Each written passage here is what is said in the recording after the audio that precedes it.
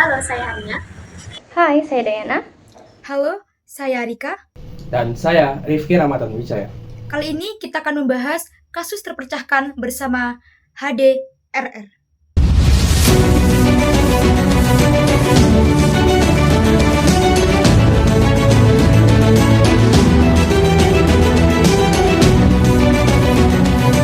Laura Anna Adelaide lahir di Budapest, Hungaria, 20 September tahun 2000. Gaung Sabda Alam Muhammad lahir di Jakarta 17 November tahun 2000. Namun ketika Laura dan Gaga berpacaran, banyak kontroversi yang menimpa hubungannya. Itu membuat image Gaga semakin buruk. Puncaknya pada tanggal 8 Desember 2019, saat itu Laura dan Gaga sudah berpacaran. Mereka berdua menaiki mobil usai mengunjungi klub malam bersama teman-temannya. Gaga bilang bahwasanya ia meminum 3 gelas gin dan tonik. Ia tidak mengonfirmasikan Laura meminum berapa gelas, tapi ia konfirmasi bahwasanya Laura juga ikut minum. Saat itu Gaga menyetir mobil dan mengarah ke Blok M untuk makan malam. Gaga dan Laura pergi ke tol Jagorawi pada pukul 4.30 pagi. Gaga yang saat itu tengah menyetir sempat tertidur. Saat membuka mata, ia melihat truk ada di hadapannya. Tak fokus dan panik, ia pun menginjak gas dan membanting setir ke arah kanan hingga terjadinya kecelakaan. Akibatnya, Gaga mengalami cedera ringan, sedangkan Laura mengalami dislokasi tulang leher hingga mengalami kelumpuhan. Pada masa pengobatan, Gaga mengaku bahwa ia selalu berada di samping Laura selama 24 jam. Ia selalu mengantarkan kemanapun Laura ingin pergi, bahkan mendorong kursi rodanya. Ketika dikabarkan hubungan keduanya kandas, Gaga pun mulai berhenti untuk membiayai pengobatan Laura. Ada desas-desus yang mengatakan bahwa penyebab kandasnya hubungan keduanya dikarenakan adanya orang ketiga. Gaga pun dinilai tega meninggalkan Laura yang tengah hidup akibat kelalaian Gaga sendiri. Gaga yang mendengar hal itu membantah. Ia menjelaskan bahwa alasan kandasnya hubungan keduanya dikarenakan kesepakatan bersama.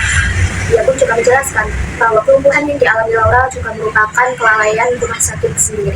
Selanjutnya adalah rangkuman dari proses hukum kasus Laura Anna. Seorang korban di kecelakaan di akhir 2019 ini resmi melaporkan kejadiannya pada akhir 2021. Dan Gaga Muhammad pun ditahan oleh pihak kepolisian pada November 2021.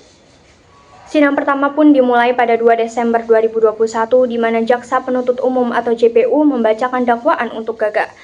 Gaga didakwa telah melanggar pasal 310 tahun 2009 tentang lalu lintas dan angkutan jalan. Ia dinilai telah lalai mengemudi hingga menyebabkan luka berat pada orang lain. Sayangnya setelah sidang pertama, Laura menghembuskan nafas terakhirnya pada 15 Desember 2021. Namun hal tersebut tidak mengubah proses pengadilan dengan tuntutan jaksa di awal sidang. Sidang kedua pada 23 Desember 2021, JPU memeriksa saksi termasuk dokter yang menangani Laura Anna pada pasca kecelakaan.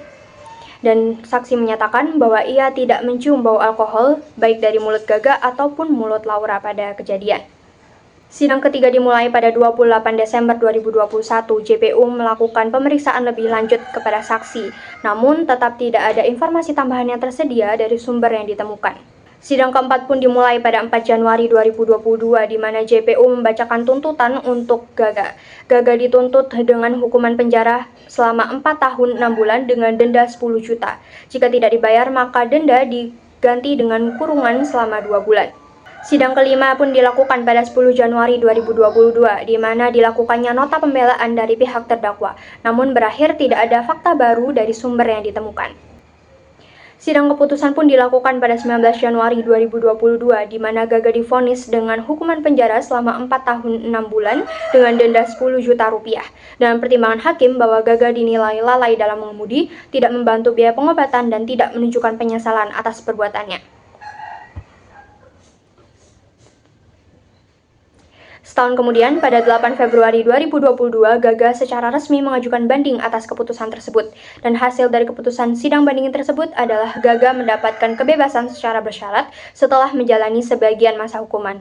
Namun, ia tetap berada di bawah pengawasan Balai Pemasyarakatan hingga 21 Oktober 2026.